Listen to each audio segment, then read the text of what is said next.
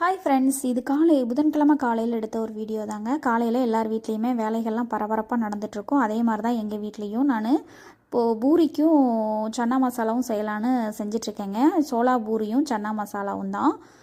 அதுக்கு குருமாவுக்கு தேவையான வெங்காயம்லாம் கட் பண்ணிவிட்டு தக்காளியும் கட் பண்ணி எடுத்து வச்சிட்ருக்கேன். வெங்காயம் ரஃப்பாக கட் பண்ணிவிட்டு அடுத்து பார்த்திங்கன்னா சாப்பரில் போட்டு சாப் பண்ணி எடுத்துக்க போகிறேன். கொஞ்சம் நைஸாக இருக்கணும் இந்த இதுக்கு இந்த சன்னா மசாலாவுக்கு அதுக்காக அதில் போட்டு சாப் பண்ணிகிட்ருக்கேன். அடுத்து பார்த்திங்கன்னா பசங்களுக்கு நைட்டே நான் நட்ஸ் எல்லாம் ஊற வச்சுருந்தேங்க. பாதாம், பிஸ்தா, முந்திரி, திராட்சை, அப்புறம் வால்நட்டு, சீட்ஸு அதெல்லாம் போட்டு ஊற வச்சு காலையில் அரைச்சி கொடுத்துருவேன். அது உடம்புக்கு ரொம்பவே நல்லது. இவங்க ஒழுங்காக சாப்பிட்றது இல்லைங்களா, அதனால் இந்த மாதிரி கொஞ்ச நாளாக ஃபாலோ பண்ணி கொடுத்துட்ருக்கேன். அப்புறம் குருமாவும் ரெடி பண்ணிட்டேன்.